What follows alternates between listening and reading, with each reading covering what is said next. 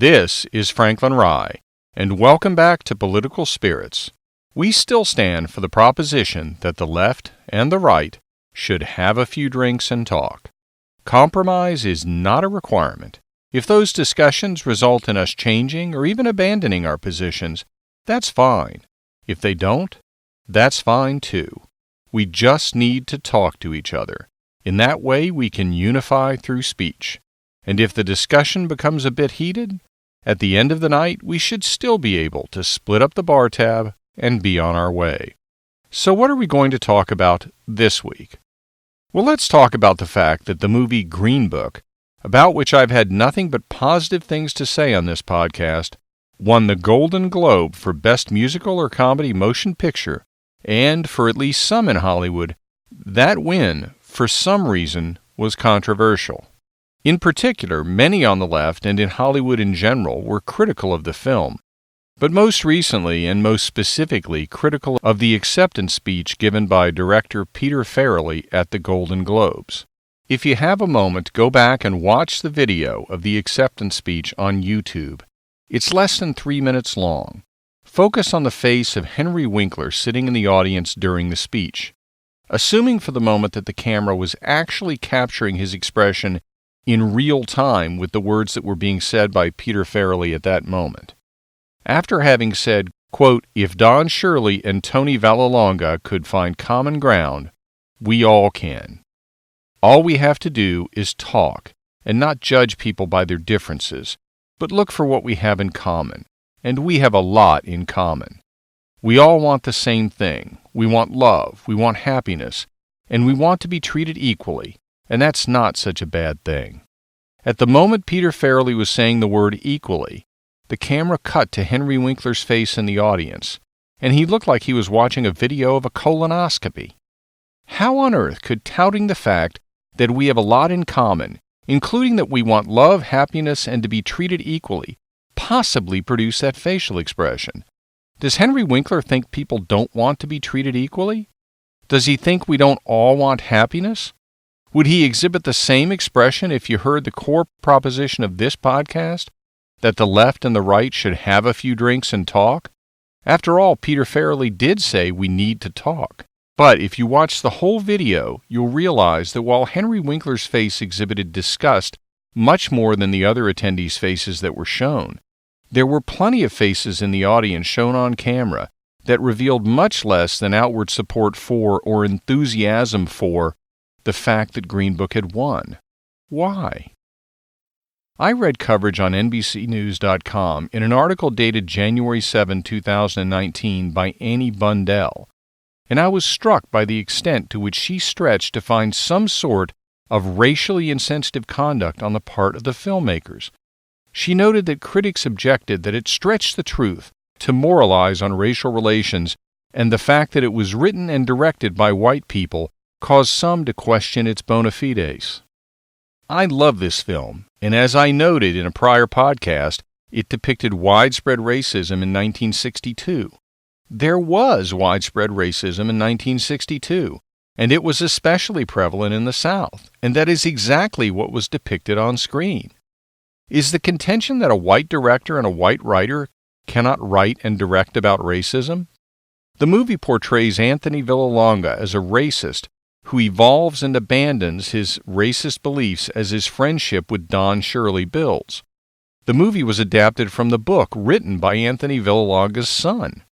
I'm sorry, are we to believe that he cannot write about his father and his relationship with Don Shirley because he's white?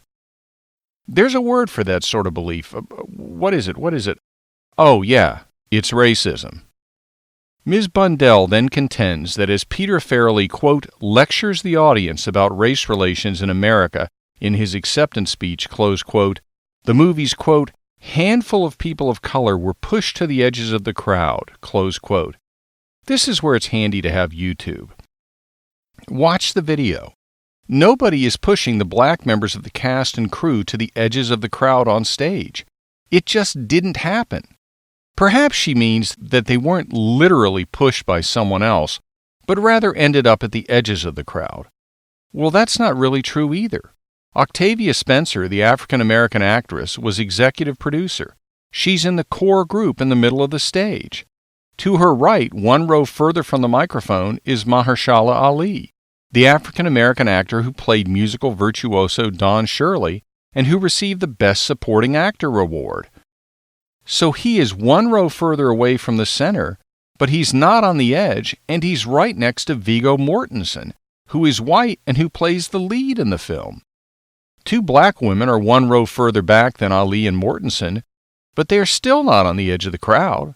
Only one African-American person is on the edge of the crowd. He's positioned to the far left. Incidentally, the, quote, handful, close quote, of the people of color that she referenced was 5 persons out of 18 on stage, and all of those individuals were African-Americans. African-Americans represent approximately 12% of the population of America. African-Americans in the cast and crew of Green Book represented approximately 28% of the persons on stage to accept the Golden Globe for Best Motion Picture, Musical, or Comedy. With regard to that aspect of the NBCNews.com article, the coverage can best be described as fake news. Next topic.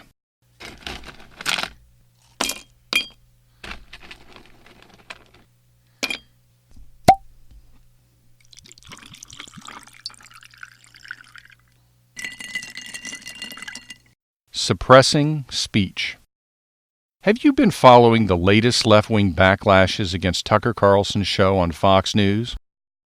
Well, Tucker has said some things and covered some issues, which has wound up the left-wing speech suppression machine, which tries to get advertisers to abandon shows on which speech is engaged in, to which the left objects. The speech to which the left objected was Tucker's complaint that unrestricted mass migration of illegal immigrants with high school educations or less makes no economic sense for America, and that it makes the country, quote, poorer and dirtier, close quote. Left-wing groups moved forward with pressure on Tucker's advertisers.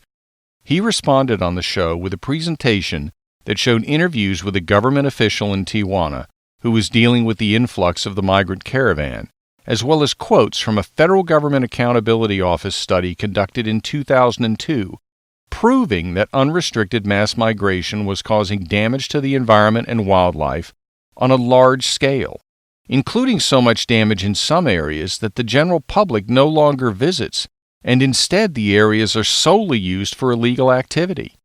In other words, he decisively proved his case. But that wasn't good enough for many advertisers. 10 of them dropped their ads, including Red Lobster.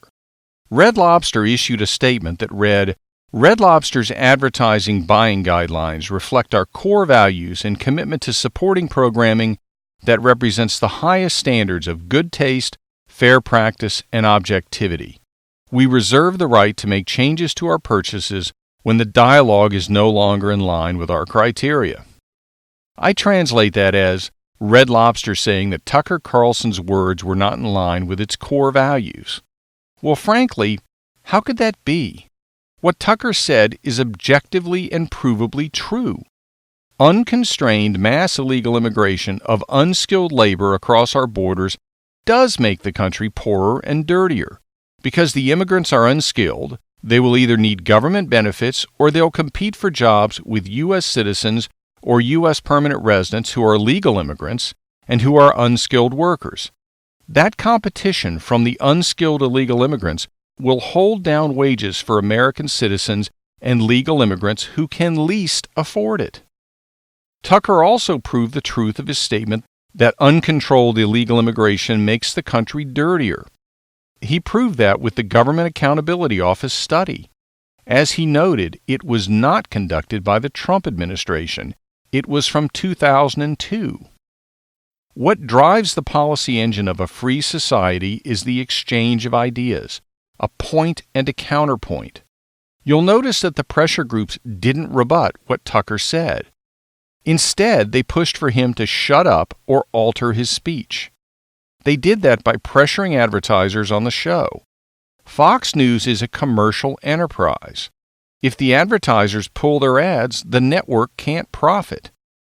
I'm sure that Red Lobster and the other advertisers which pulled their ads either thought they were doing a good thing by pulling their ads, or they felt they had to do it to avoid bad publicity.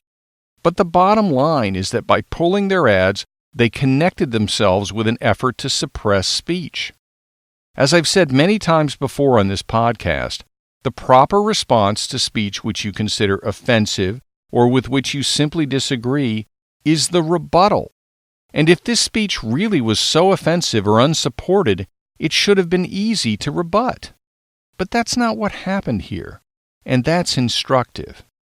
By kowtowing to the left-wing pressure groups, Red Lobster and the others appear to support suppressing speech. I'm sure they would say they are not, but the effect of what they're doing is to support the suppression of speech. Am I saying that Red Lobster doesn't have a right to choose not to advertise on Tucker Carlson tonight? Of course not. They can certainly choose to do that. And we, as members of the public, including some significant portion of us who either eat at Red Lobster or periodically consider doing so, can refuse to eat there. And there is a movement from the right on Twitter to do just that. What I'm saying is that the way the public should view the actions of companies such as Red Lobster in deciding to pull their ads on specific news shows or for specific cable news networks is that those companies have connected themselves with efforts to suppress speech. In fact, if perhaps not in intent, those companies are connecting themselves with the efforts to prevent the public from hearing arguments which do not conform to certain politically correct views. I'm saying that the public should take that adverse view of these companies who pull their ads, and I'm saying that regardless of whether the show is on the left or the right. In other words, that negative view should be taken by the public whether the show is Tucker Carlson Tonight on Fox News, for example, or The Rachel Maddow Show on MSNBC, or Cuomo Primetime on CNN. The public from both the left and the right should view it the same way. The companies that pulled their ads on specific shows or specific networks in response to objections to speech are connecting themselves with efforts to suppress speech. Isn't that unfair to those advertisers? Can't they decide to pull their ads if they want to? Yes, they can decide, but no, they shouldn't, and no, it isn't unfair. Advertisers on cable news know that the function of cable news includes presenting critical issues about which members of a free society will disagree. If they can't accept the tension created when persons or groups on one side of the political spectrum object to the speech on a show or network, those advertisers shouldn't be doing advertising on cable news. They should go post some ads on Nickelodeon instead. You want an extreme but humorous vision of what ultimately happens when the philosophy of kowtowing to pressure against purportedly objectionable speech takes hold? Watch the movie Demolition Man. It envisions a future so homogenized and devoid of confrontation and controversy that cursing produces government-imposed fines, the big government equivalent of the swear jar, and rather than rock, pop, and rap, people sing commercial jingles, most notably, I Wish I Were an Oscar Mayer Wiener. What has happened with the Tucker Carlson Tonight advertisers is further evidence of what I talked about in the last episode, episode 17, when I said that we are in the early stages of a Chinese social credit system. As I noted, if all of the companies are taking the same position on these social, political, and speech-related issues, because their leaders are all Democrats, or because they fear the left-wing mob reaction if they act otherwise, aren't we in essence living in an ever-expanding version of the Chinese social credit system? In essence, we are. But in our case, it isn't being administered by an authoritarian government. Instead, it's being administered by a collection of tech giants who all think alike when it comes to social speech issues, and a collection of companies providing all sorts of goods and services that either think similarly to the tech companies or kowtow to the left-wing outrage mob. In this case, the goods or services which are being denied, if enough advertisers flee Tucker Carlson Tonight, is an honest discussion of the critical issue of unrestrained mass illegal immigration by unskilled labor. We will have been denied the honest discussion because the show will have been canceled or the commentary provided will have been altered to assuage the left-wing outrage mob. We should all oppose that, regardless of whether we are on the left or on the right. Next topic.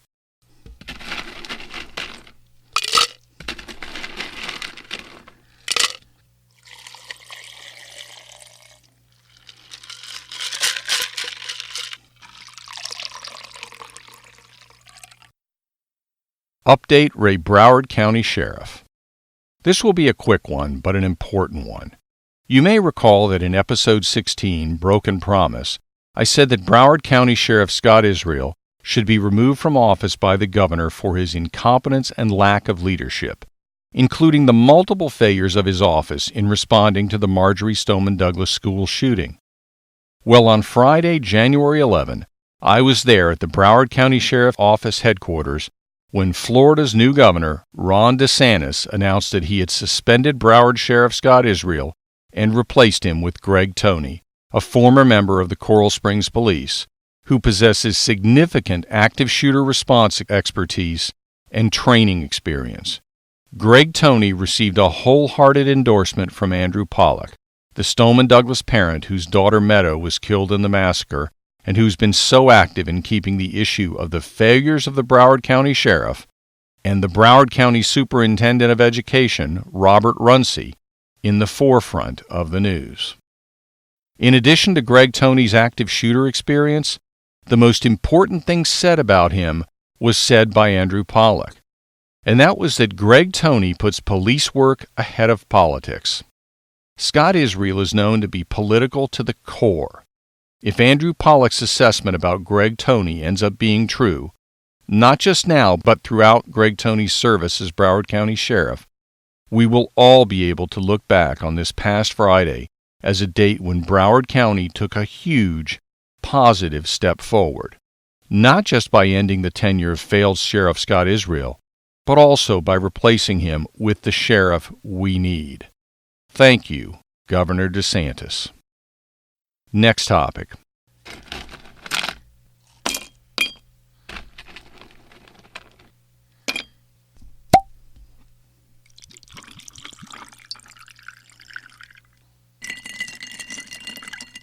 Report and factoid laundering.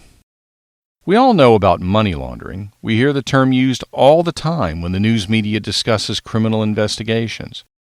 Money laundering is the act of concealing in a legitimate business money actually derived from illegal activities to cover up the underlying criminal acts. Preferred businesses include those which have a large amount of cash transactions, which makes it harder to discover the real source of the income. The word laundering is used because, by presenting the appearance that the money has been earned through legitimate business, the money has been essentially cleansed or laundered of its underlying dirty origins. So what do I mean by report and factoid laundering?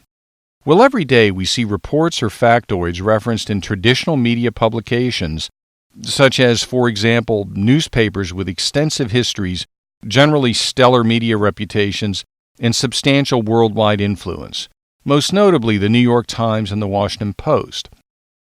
We also see reports and factoids from major market publications such as the LA Times, the Miami Herald, and the Chicago Tribune, as well as a host of more moderately sized market publications.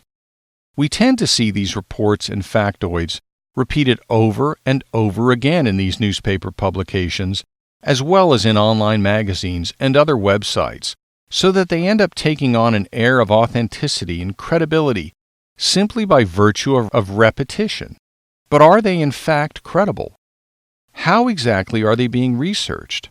Are the news publications investigating the methodologies used in developing the reports? Are they double-checking the factoids? Well, especially if the factoids or reports are referenced in the New York Times or Washington Post, I doubt it. Whether earned or not, and I would argue not earned, the New York Times and Washington Post have such reputations that I suspect most newspapers and online magazines, except those with a conservative bent that pushes back against the politics of the Post and the Times, simply accept that if the Post or the Times published it, it must be correct. The likelihood of that occurring now is even higher than in the past, Because internet competition has reduced the staff of individual newspapers and other media publications to the bare minimum. So why is this report or factoid laundering? Because it cleanses the background of the report or factoid so that we think it has more credibility than it actually does, because it has simply been repeated over and over again by multiple publications around the country.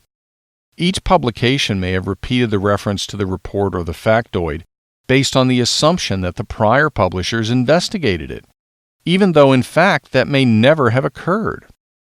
Either it was initially reported in the Washington Post, the New York Times, or other prestigious publication, and others simply assumed that it had been checked when in fact that may have never occurred, perhaps because of political or ideological bias, or it was initially reported in multiple publications and never researched because of political bias or lack of resources, and subsequent publications ran with it based on the mistaken belief that the underlying journalistic work had been done. Let's take an example of a factoid that is repeated over and over without explanation or reference to an underlying study or other details sufficient to allow the reader to look into the claim. How many times have you seen referenced as a fact in newspaper publications, whether online or in print, the factoid that 97% of scientists, or 97% of climate scientists, agree with climate change? It isn't always presented in such a truncated form, but often, perhaps most often, it is presented as such a short statement. Usually, it is presented as evidence of or proof that there is a consensus in the scientific community that global warming is caused by the activities of human beings, that we are on a catastrophic path with regard to global warming, and that we must take aggressive steps to prevent that catastrophe. The factoid doesn't really say all that, but more importantly, what is its source? Was it a study? Was it a poll? Who conducted it? When was it done? If it was a poll, what was the sample size and how was it chosen? If it was a study, what were its parameters and how do we obtain a copy? Whether a study or a poll, who sponsored it? We aren't provided with any of that information. The factoid is simply repeated over and over again with the effect that it becomes accepted as truth. If in fact there are problems with the underlying study or poll, we're not provided with sufficient information to identify them. The factoid may have been laundered of its problems through repeated publication, and we would have no idea. Now, I use this example not because I intend to discuss climate change in this episode.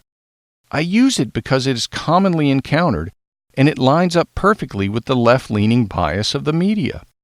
There are thousands of these factoids which we see all the time in the media.